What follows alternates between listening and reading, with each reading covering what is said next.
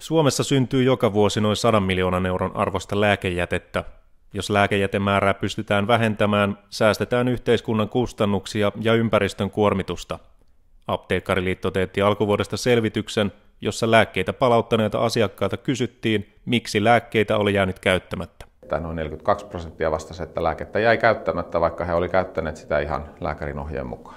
Muita syitä siellä on, että noin 30% vastaajista sanoi, että lääkäri oli vaihtanut lääkkeen toiseen lääkkeeseen. Ja tässä voisi olettaa, että ensin määrätty lääke oli aiheuttanut haittavaikutuksia, jonka takia sitten lääke oli vaihdettu. Lisäksi osa jättää lääkkeen käyttämättä, koska se oli ostettu varmuuden vuoksi, tai lääkärin määräämää lääkettä oli ostettu niin paljon, että se ehti vanhentua. Käyttämättömiä lääkkeitä tuodaan apteekkeihin päivittäin.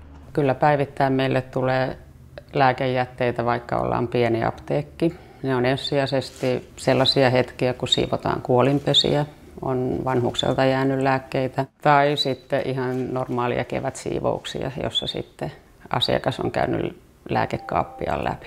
Lääkejätteen vähentämiseen olisi useita keinoja. Yksi niistä on pienemmän pakkauskoon suosiminen lääkkeissä, joita potilaalle on määrätty ensimmäistä kertaa. Ainakin silloin, kun lääkettä aloitetaan, olisi hyvä testata sen lääkkeen sopivuutta ensin toimittamalla pieni pakkaus kyseistä lääkettä. Vasta sen jälkeen siirtyä tähän 3 kuukauden annostelu- tai toimittamisväliin. Sitten toisena keinona näiden peruskorvattujen lääkkeiden toimitusväliin vähän tarkempi seuranta nykyiseen verrattuna. Eli kun lääkettä on toimitettu, niin katsotaan se edellinen kerta ja arvioidaan, että milloin lääkkeet suurin piirtein sieltä kotoa on loppu ennen kuin vasta sitten toimitetaan seuraavia lääkkeitä apteekeista. Tällainen käytäntö on voimassa tänä päivänä jo näillä kroonisiin sairauksiin tarkoitetulla erityiskorvatuilla lääkkeillä. Meillä on jonkin verran tämmöisiä erittäin kalliita, puhutaan pakkaushinnaltaan yli 1 000 € olevista lääkkeistä. Näiden kohdalla varmaan kannattaisi harkita, että olisiko se semmoinen noin kuukauden määrä kerrallaan oikeastaan se sopiva määrä toimittaa. Myös koneellista annosjakelua tulisi hyödyntää nykyistä laajemmin. Koneellisessa annosjakelussa asiakkaalle toimitetaan kerta-annoksiin pakatut lääkkeet 2 viikon jaksoissa.